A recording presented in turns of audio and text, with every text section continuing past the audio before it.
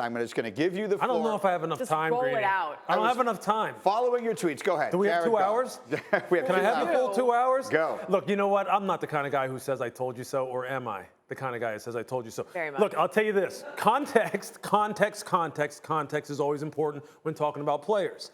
In Jared Goff's rookie year, after 7 games, people said, time to go ahead and get him out of this league. He's not very good.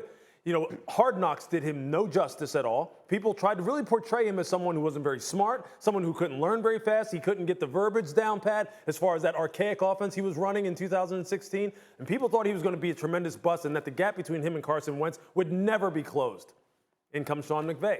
Considered one of the brightest, smartest people in the NFL that we've seen in a long time. All of a sudden, he strikes up a relationship with Jared. They actually start putting some weaponry around him. They get a guy like Robert Woods. They get a guy like Cooper Kupp. All of a sudden, Todd Gurley looks a lot better. They sign a guy like Andrew Whitworth. And next thing you know, this guy's in the Pro Bowl. And then the next thing you know, he's on having a game like last night to where he is throwing 4 touchdowns and a half. I'm telling you, context is always important. But how much of that is Goff and how much of that is actually McVay? You know, Tom Brady even says this, I'm a system quarterback. Everybody's a system quarterback. You need the help of coaches. Coaches, there isn't a great coach who isn't a great coach without great players and vice versa. And you're right. Sean is brilliant. He's going to go down as one of the best play callers and probably one of the best overall coaches that this game has ever seen when his career is done. So you're right. That marriage is perfect.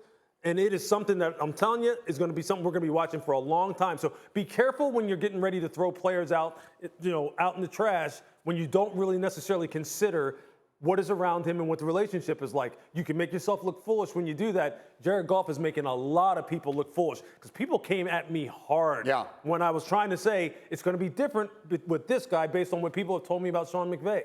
And people said, no, he stinks. Did you see him last year? I said, yeah, I did. Did you see who was coaching him last year? Did you see who was around him? It's always the difference, Greeny. So quickly, and we'll have more time to talk about this, but the August storyline was the NFC is jam-packed, it's wide open. Is the 4-week storyline the Rams are clearly head and shoulders the best team? Offensively, they're the most explosive for sure. But if you look at their defense, there's problems in that secondary. If Aaron is not putting your quarterback down, meaning Aaron Donald, they have some problems in the secondary. And I think defensive play overall is a problem in the league this year. You're seeing it across the board.